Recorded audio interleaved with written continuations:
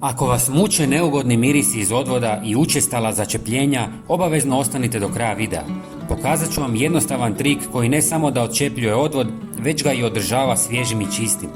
S vremenom se u cijevima nakupljaju masnoće, ostaci hrane i dlačice, što može ozbiljno usporiti protok vode. Ne samo da izaziva neugodne mirise, već i stvara savršeno okruženje za razvoj bakterija i plijesni koje mogu utjecati na zdravlje i dodatno pogoršati situaciju. Ako se problem zanemari, može doći do ozbiljnijih začepljenja koja zahtijevaju profesionalnu intervenciju, što znači dodatne troškove i nepotrebne glavobolje. Srećom, postoji jednostavan način da to spriječite i održite odvod prohodnim i bez mirisa. Koristit ćemo lako dostupne sastojke koje vjerojatno već imate kod kuće, a i ako ih nemate, lako su dobavljivi. Prvo ulijte malo deterdženta za suđe u posudu. On je odličan za razgradnju masnoća i čišćenje cijevi.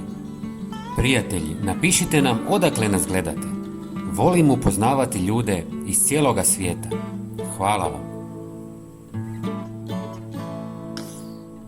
Dodajte žlicu soli, koja svojim abrazivnim svojstvima pomaže ukloniti nataložene nečistoće. Osim toga, sol djeluje antibakterijski i smanjuje neugodne mirise. Sljedeći sastojak je ocat, koji razgrađuje tvrdokorne naslage i pomaže u njihovom uklanjanju. Također, uništava bakterije koje mogu uzrokovati loš miris iz odvoda. Sve dobro promiješajte. Smjesa će postati gusta, što je odlično jer će se dulje ostati u cijevima i bolje djelovati. Ako vam se čini pregusta, samo dodajte malo vode i ponovo promiješajte. Sada dodajemo ključni sastojak direktno u odvod. Prije spavanja, kad više ne koristite sudoper, ubacite žlicu sode bikarbone i odmah ulijte pripremljenu smjesu. Kombinacija sode i octa stvorit će reakciju koja razgrađuje naslage i čisti cijevi. Ostavite da djeluje preko noći.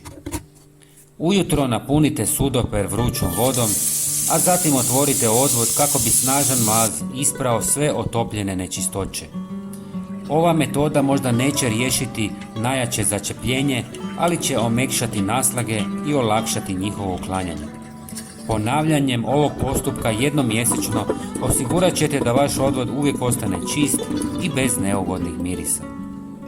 Svakako se pretplatite na naš kanal jer vam svakodnevno donosimo najnovije savjete. Potpuno je besplatno. Hvala vam i pozdrav!